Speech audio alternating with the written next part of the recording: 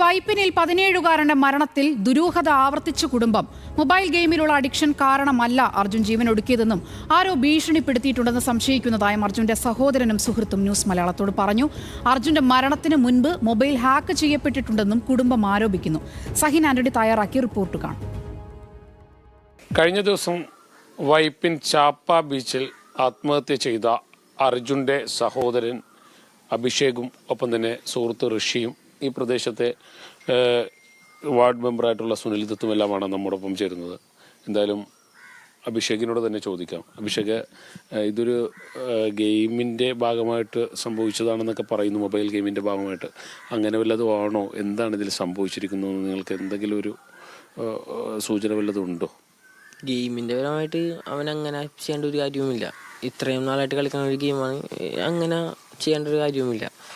ഇത് ഏതോ കോള് വന്ന് അങ്ങനെ പാനിക്കായി പോയേക്കണ പോലെയാണ് തോന്നിയേക്കണത്. CCTV എന്നൊക്കെ അങ്ങനെ മനസ്സിലായത്. അല്ലാതെ ഗെയിം കളിച്ച് അഡിക്ഷനായി അങ്ങനെ പോയതാണെന്ന് തോന്നല്ല. ഗെയിം തന്നെ ആവാൻ സാധ്യതയില്ല. കാരണം ഞങ്ങളെല്ലാവരും കളിക്കുന്ന ഗെയിമാണ് ഇതൊക്കെ ഓൾറെഡി.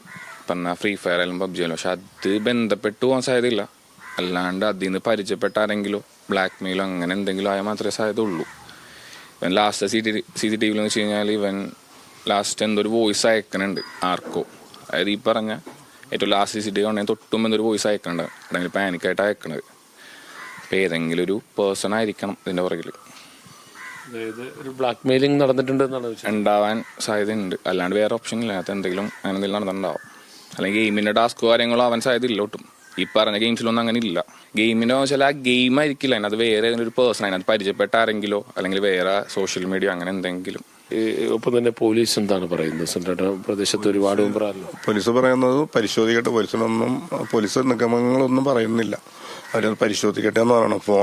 ഫോറൻസിക്കിന് വിട്ടിട്ട് ഫോൺ ഓപ്പൺ ചെയ്യുമ്പോൾ കാര്യങ്ങൾ മനസ്സിലാകും എന്നാണ് CI പറഞ്ഞത്.